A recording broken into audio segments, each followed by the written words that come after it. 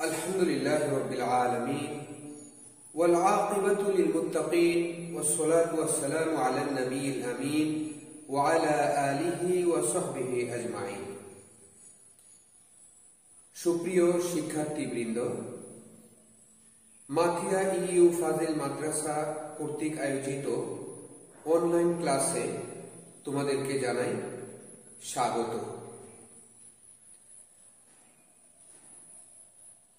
করোনার এই বৈশ্বিক মহামারীতে তোমরা অবশ্যই যথাসাধ্য স্বাস্থ্যবিধি মেনে চলার চেষ্টা করছো। আমরা আল্লাহ পাকের নিকট দোয়া করি যেন তিনি তার দয়ায় আমাদেরকে এই মহামারী থেকে মুক্তি দান করেন।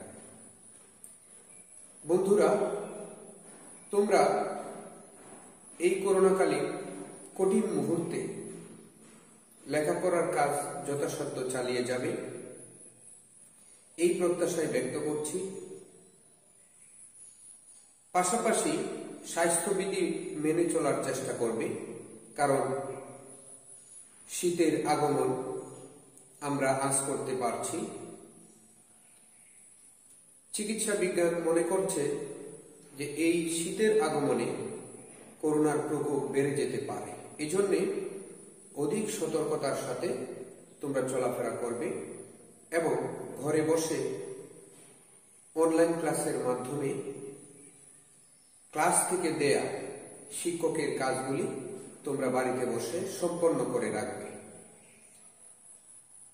যখন মাদ্রাসা খোলা হবে তখন তোমাদের এই কাজগুলি আমরা সরাসরি গ্রহণ করব ইনশাআল্লাহ। তো বন্ধুরা, আসো আজকে আমাদের পাঠ শুরু করছি। আমাদের বিষয় হলো বালাগা, ইলমুল বালাগা। আমরা প্রথমেই জানব বালাগাত শব্দের অর্থ কি। যে কোনো একটি বই পড়তে গেলে এই বইয়ের নামটি নিয়ে আমাদের বিশ্লেষণ করা দরকার। যে বইটি আমাদের পাঠ্য সেটি হলো আদ-দুরুসুল বালাগা। এই বইটিতে আমরা দেখতে পাচ্ছি দুরুসুল বালাগা দুইটি শব্দ। দুরুসুল মুজাফ, বালাগা মুজাফ ইলাইহি। তো তার আগে একটা মুবতাদা মাহজুফ, অর্থাৎ উদ্দেশ্যটা গোপন আছে, সেটাকে তারকিবের ভাষায় মুবতাদা মাহজুফ বলা হয়। তো আমরা ধরে নিলাম হাযা একটা মুবতাদা মাহজুফ আছে, অথবা বলা যায় হাযাল কিতাব, এই বইটি, অথবা বলা যায় ইসমুল কিতাব, কিতাবের নাম দুরুসুল বালাগা। দুরুস শব্দটি জমা, বহু বচন, তার এক বচন হলো দার্স, এর মানে হলো পাঠ। বালাগা শব্দটি বাবে নাসারা ইয়ানসুরু এর মাজদার। আমরা দেখি যে বালাগা ইয়াবলুগু, নাসারা ইয়ানসুরু, মাজদার হলো আল বুলুগ। আমরা এভাবে লিখতে পারি বালাগা ইয়াবলুগু, বালাগা ইয়াবলুগু।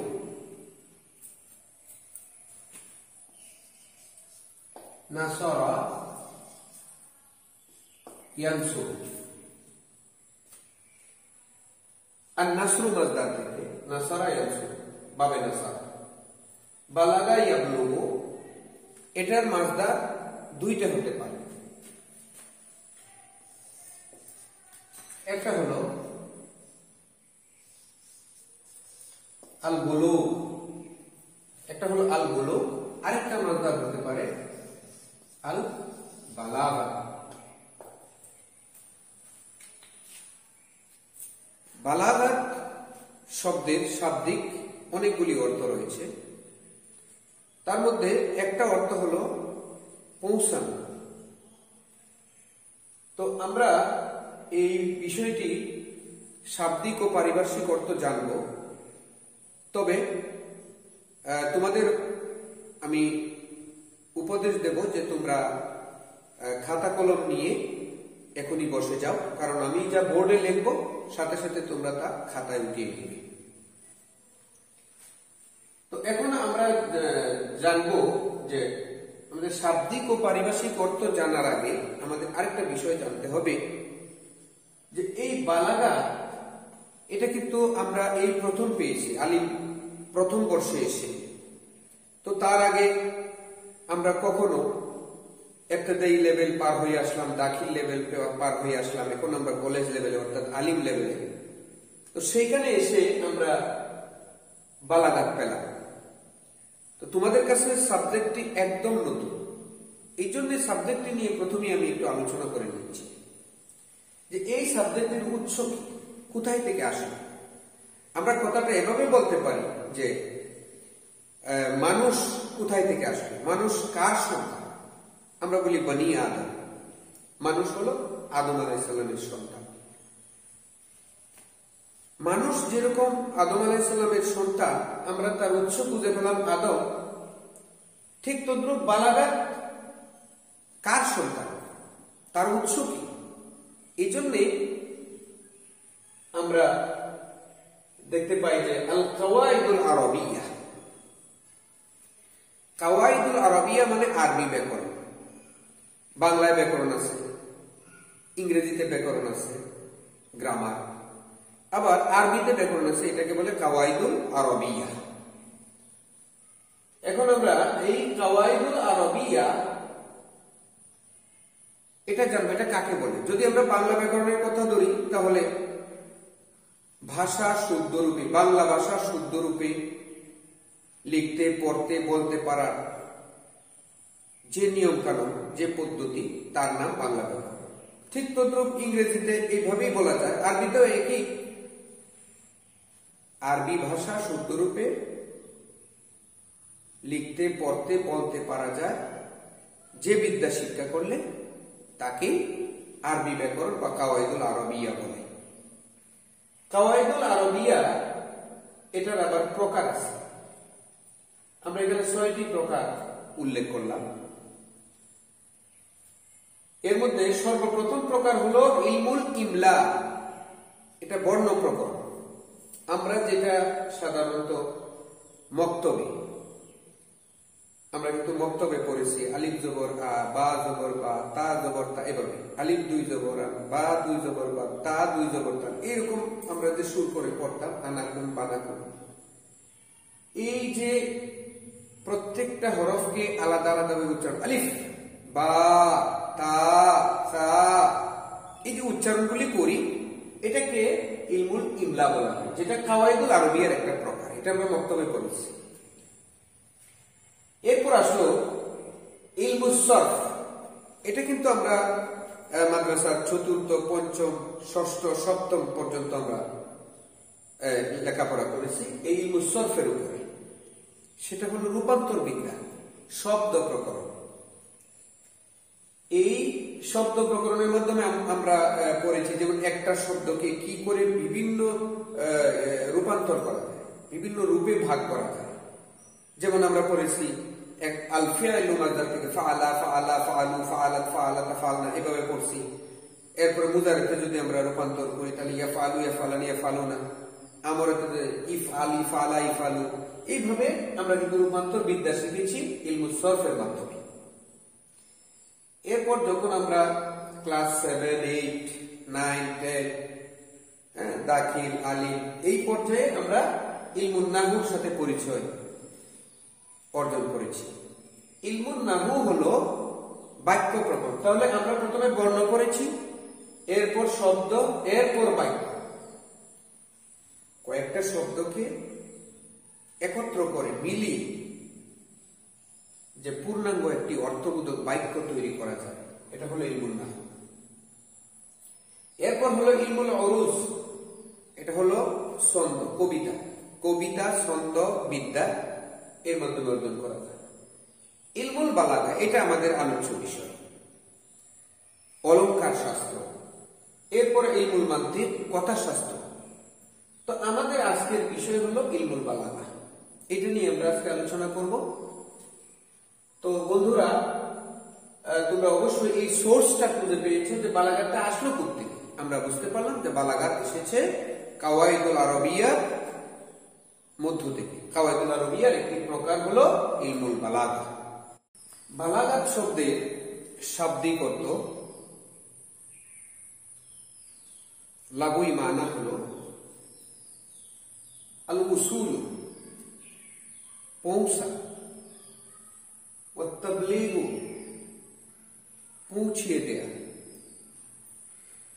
আল ইন্তিহা, শেষ করা, আল বয়ান, বর্ণনা করা। এই অর্থগুলি সাধারণত লাগুই মানা হিসেবে পরিচিত। মুরাক্কাবে এজাফি হিসেবে আমরা যে সমস্ত অর্থ পাই সেটি হচ্ছে বাগ্মিতার তত্ত্ব, অলঙ্কারের বিদ্যা, বাকপটুতার বিজ্ঞান। এইভাবে আমরা মুরাক্কাবে এজাফি হিসেবে অর্থ নিতে পারি। তাহলে আমরা বুঝতে পারলাম যে বালাগাত হলো বাগ্মিতার তত্ত্ব, অলঙ্কারের বিদ্যা, আর হলো বাকপটুতার বিজ্ঞান। এটা পড়লে শুদ্ধ রূপে কথা উপস্থাপন করা যায়। পারিভাষিক অর্থে মুখতাসারুল মাআনি, মুখতাসারুল মাআনি গ্রন্থকার বলেন আল বালাগাতু হিয়া তুনবিউ আনিল উসুলি ওয়াল ইন্তিহা। বালাগাত এমন একটি শাস্ত্র যা তার বক্তাকে বক্তব্যের শেষ সীমা পর্যন্ত পৌঁছিয়ে দেয়। এর মানে হলো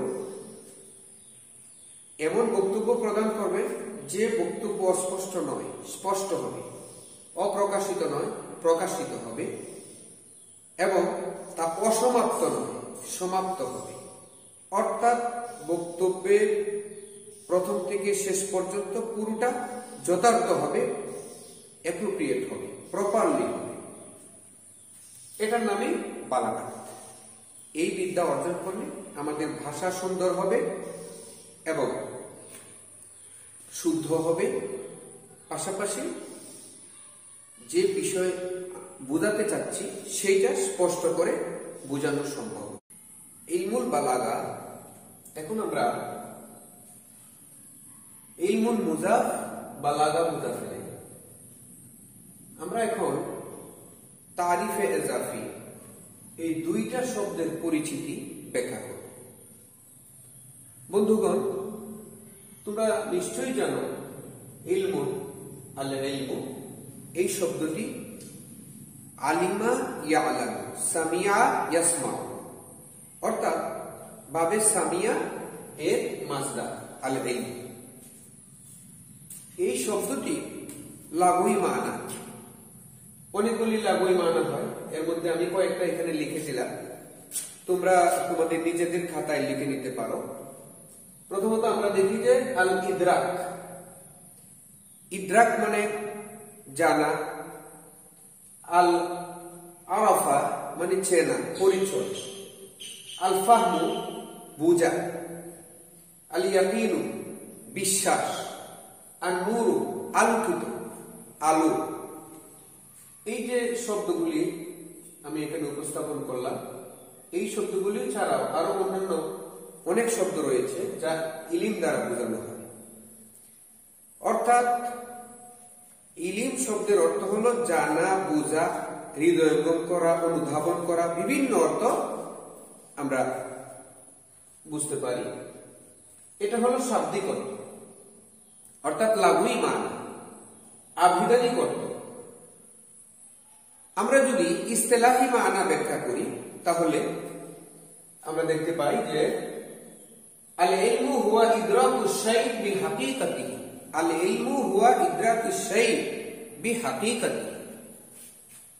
আল ইলমু হুয়া, ইলম এমন একটা জিনিস, হুয়া ইদরাকুশ শাই বিহাকিকাতিহি, কোন জিনিসকে তার প্রকৃত অবস্থা সম্পর্কে জানা যায়, বোধগম্য হওয়া যায়, অনুধাবন করা যায়। কোন একটা জিনিস তার প্রকৃত অবস্থা, এর নাম হলো ইলম।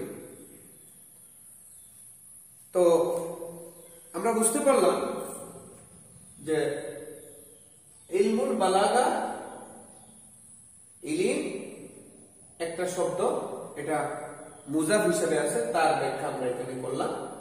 এবারে আমরা বালাগা শব্দের শাব্দিক ও পারিভাষিক অর্থ সম্পর্কে অবহিত হব। সুপ্রিয় শিক্ষার্থীবৃন্দ, এখন আমরা জানব মওযুউ ইলমিল বালাগা। বালাগাতে আলোচ্য বিষয়টা কি? আলোচ্য বিষয় হলো আল আলফাজুল আরাবিয়া ওয়া মাআনিহা, আরবি শব্দসমূহ, আরবি লফজসমূহ এবং তার অর্থসমূহ।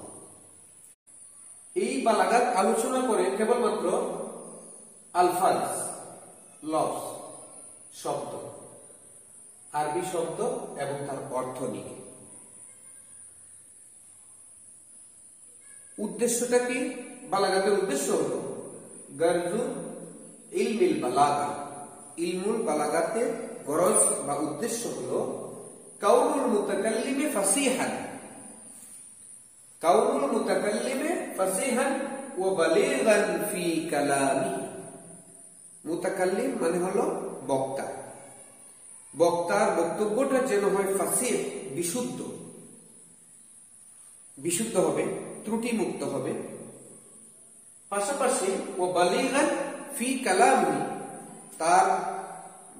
তার কথা, তার বক্তব্য যেন পরিপূর্ণ হয়। এটাই হলো ইলমুল বালাগাতের গর্জ বা উদ্দেশ্য। আমরা আমাদের ক্লাসের শেষের দিকে চলে আসলাম। এবার বাড়ির কাজ। তোমরা এই বাড়ির কাজটি অবশ্যই প্রস্তুত করে অ্যাসাইনমেন্ট আকারে খাতায় রেখে দিবে। পরবর্তীতে মাদ্রাসা খোলা হলে আমরা ইনশাল্লাহ তোমাদের অ্যাসাইনমেন্টগুলি সরাসরি দেখে নেব এবং ভুল ত্রুটিগুলি ঠিক করে দেব। তোমরা সবাই খাতায় লিখে নাও, আরিফ ইলমাল বালাগা মা যিকরি মাওযুইহি ওয়া গারজিহি। আরিফ পরিচয় দাও, ইলমাল বালাগা, ইলমুল বালাগাতের পরিচয় দাও, অর্থাৎ আভিধানিক ও পারিভাষিক অর্থ লিখো। মা যিকরি মাওযুইহি ওয়া গারজিহি, তার আলোচ্য বিষয় ও উদ্দেশ্য বর্ণনা সহ। সুপ্রিয় শিক্ষার্থীবৃন্দ, আজকের এই ক্লাসটি আশা করি তোমরা মনোযোগের সাথে অবলোকন করেছ, পাশাপাশি প্রয়োজনীয় নোট সংরক্ষণ করেছ। আল্লাহ পাক আমাদের সবাইকে ইলম বৃদ্ধি করে দিন, আমরা দোয়া করছি। রব্বি জিদনি ইলমা, রব্বি ইয়াসসির ওয়ালা তুআসসির ওয়া তাম্মিম বিল খায়র, রব্বি ইশরাহ লি সাদরি ওয়া ইয়াসসির লি আমরি ওয়াহলুল উকদাতাম মিন লিসানি ইয়াফকাহু কাওলি। ধন্যবাদ সবাইকে, আবারও দেখা হবে ইনদাল লিকা ইনশাআল্লাহ। আসসালামু আলাইকুম ওয়া রাহমাতুল্লাহ।